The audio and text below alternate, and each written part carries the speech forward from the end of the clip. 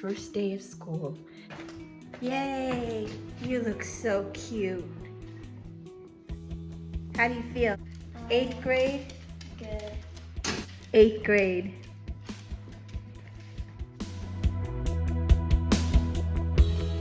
You're gonna have a great day, right?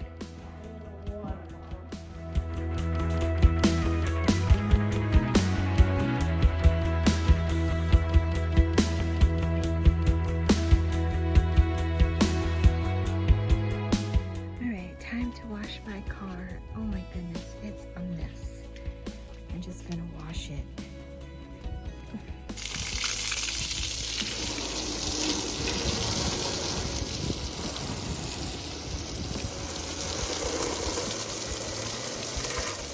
Okay, all done. Nice, nice, nice. My dog is going crazy, so I have to go inside. Okay, now that that's done. Okay, so just a short time for me to share a little bit of what's been going on. These past few days have been very emotional for me. You know, up and down, up and down. There's a lot of questions that has come up and that is left unanswered. So I had a chance to talk to my son last night, which because he came over and I was able to share with him some things that I've had on my heart. And I think the Lord really opened it up to where I can show him and share with him the Lord's calling on his life and what he wants. He wants him to live a life that is abundant and prosperous and full of health and full of blessings. And that's what I want for all of my kids. You know, that's what every mother and would want for their kids. And so today I'm good. You know, I'm able to do a lot of things, you know, things that I need to get done. I was sort of really kind of depressed the past few days. Kind of had no one to talk to and about my feelings about different things, and I'm not really on social media. I'm not really on Facebook or anything like that because I just didn't want to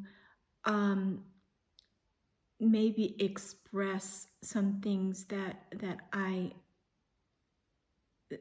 nobody else should know.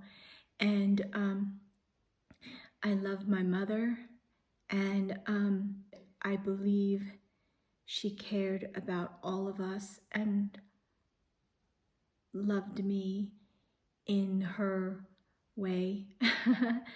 And right now, today, I'm good because I was an emotional wreck yesterday, and I couldn't even, every time I thought about things, I would just cry. I couldn't understand some things, and I needed to get straight in my head and just accept what it is, and believe that, you know, God is my provider. He is my Father who owns cattle on 1,000 hills, and he provides for me no matter how hard it gets in my life. I will miss my mom, and thoughts of her will always be good in my mind. Very hard for me to even just to think about how just life is without calling her, without her calling me, without her questions about the word, her questions, just asking me to pray for her. Those are the things I'm going to really miss. And we've been through so many so many worlds, so many things, through, the Philippines, coming here, when I was 5, and just going through her marriage, divorce, and her other marriage, and just, going through her growing and her quest to know herself. And as a teenager, I didn't really I was there for her, and I needed to be. And now that she's gone, I could look back and just know that as long as I was there when she needed me, now, her being in Nebraska and me being in California, and my sisters in New Jersey, it almost seems as if, it's easier for me to just say that, okay, they all have their lives, they all have their own lives, and it's okay for me to just be here and do what I need to do. And anyways, I'm not gonna lie, it's been really, really hard. And being out here in the mountains, looking out this great huge window and just looking out into the sky, and knowing that my God, he is a rewarder of those who diligently seek him, and my God is always with us, and he's always with me. And no matter if I go at it alone all my life, and I'm not saying, oh, poor me, it doesn't matter. I'm not really, I don't care about the materialistic things, and I know those who have husbands, and who have 2 houses and cars, and they have everything that they're settled, and they're good. And we're at the spot that we're in because of choices that we've made in our lives. And I realize that. And as a single mom, we have to be good with that. We have to be good with the choices that we've made. And for now, my whole idea of just getting in the Word and being engulfed in it, just being immersed in the Word of God and in his presence, and believing that God is with me no matter what, that is my first priority. So I can be good in my spirit, good in my heart, for my kids, for my children. And right now it is just my daughter and I.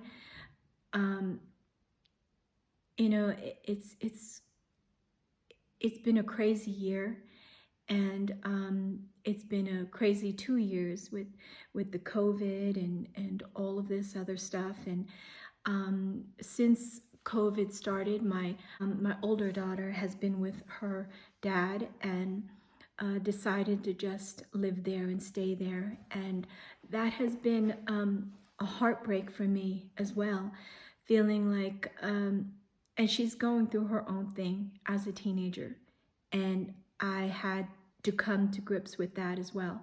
So I'm praying that when she comes out of this, and she comes out of her teenage kind of like looking for herself type thing, that that she will never lose sight of who God is, and that she will come back to me with open arms and an open heart, and believing that that I've loved her, that that I still love her. I've always prayed for, my kids to have, the things that I've never had. As a single mom, you always want that. You look back on the things that you've gone through in your life, and you say, not my kids. I'm going to make it to where they are going to be, to have memories and to have good times. And I've always wanted that for my kids. And no matter what, I always wanted them to have memories. And even if they don't appreciate it now, I pray that someday when they get older, they will realize that that's what Mom wanted, to have a closeness, to be with them. And right now, my daughter is not that way because she's trying to find her own way. My son, he's doing his own thing. And I only have my little one. And I think about the decisions that I've made because of my daughter not having a dad. And in her early years, I would have really liked to find someone who could have been a dad to her. And I think about that a lot, My mother found someone, married, and I was raised in, for the most part, I was raised in a good home. And my dad was my dad, And in my teenage years, or the beginning of my teenage years, they divorced. And it was such a heartache for me, such a tragic. And then to find out I was adopted, and find out that I had 2 other siblings that I've never met. And those were hard things for me to process in my head. And now I'm okay with it. I'm good. As a matter of fact, these past 2 weeks, I've been conversing with my sister in the Philippines that I've never met. And it feels good that I'm making her happy when I contact her and I talk to her. So it's a good thing that's come out of this.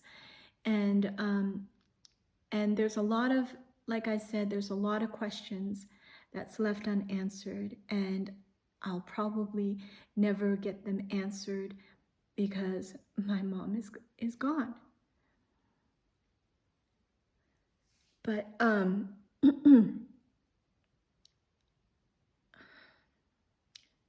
but I pray that it'll only get easier and easier as days and months and years go by. And I pray that as my daughter grows into a mature, wonderful, beautiful woman, and when she, leaves the nest, that I will be okay. I will be okay, just being who I am, being by myself. If the Lord ever gives me someone who can actually say that they love me, and who can feel, good about having me as a partner, it's just crazy. Sometimes I think,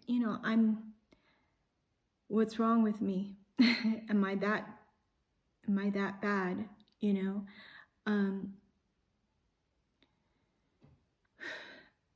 But I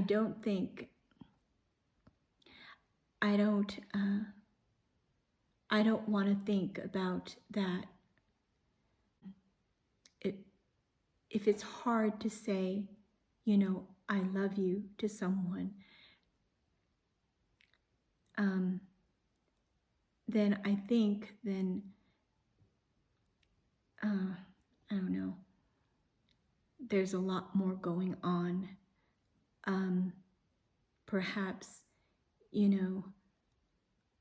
it's better.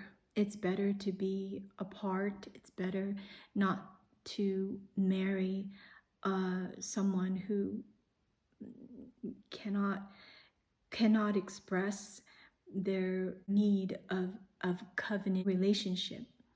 And that goes with anybody, my daughter, my son, my mother, my friend. It goes with anybody. God is a God of relationship, and I've known that to be true. And I'm okay with a lot of things right now, to where a few years ago, I probably would have been so lonely, so feeling like I'm in need of somebody, but I'm not anymore. Sure, I have to do all of this by myself, but God is always there. He always provides. He always gives us comfort through a friend or through a neighbor or through someone, encouraging words, through the radio or songs, uplift you. And today I am just grateful. I'm just thankful. I am just in awe of God's love for me. And I thank the Lord that He is so real in my heart, and that every day He speaks to me. And that's what I need, and I also need laughter. My daughter gives that to me. There was a time when all three of them were with me, and all we did was laugh. And I remember times with my mom. The things that I remember most of all is that I could make her laugh so hard. She would just, her face would scrunch up, and she would cover her mouth and just laugh so hard. There are times when I made my mom laugh to where she was crying, laughing. And that's so wonderful when you have that gift of laughter, when you can make someone laugh, and just being who you are and being yourself. And I want friends like that. I want someone to share my life like that, to where we can laugh and we can share laughter. So I need to go on with the rest of my day today. I thank you for letting me share for just this moment. God bless. Taking the last.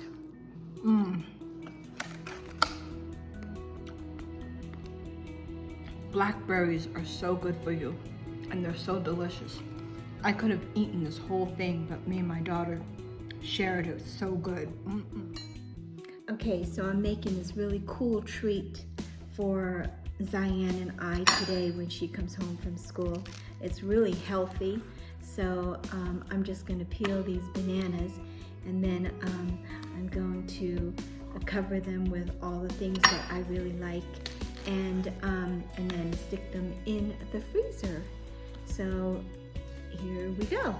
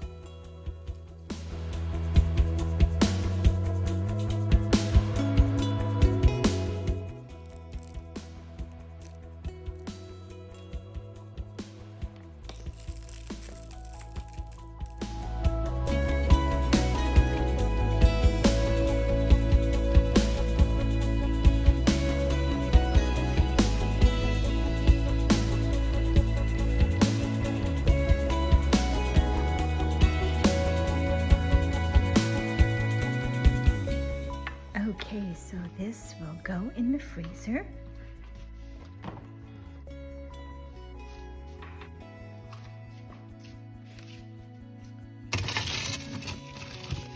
Right in there. And we will wait until that is done, and it's going to be so good. Yum, yum, yum.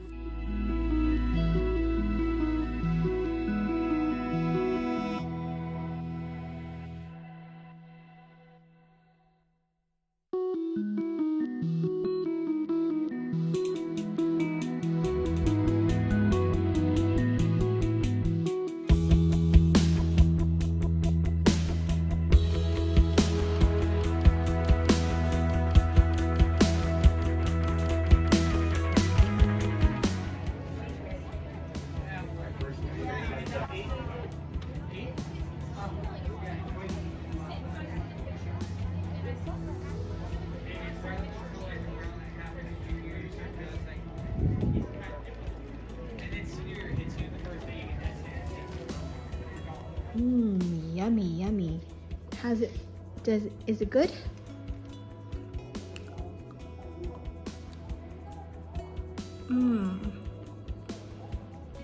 Good.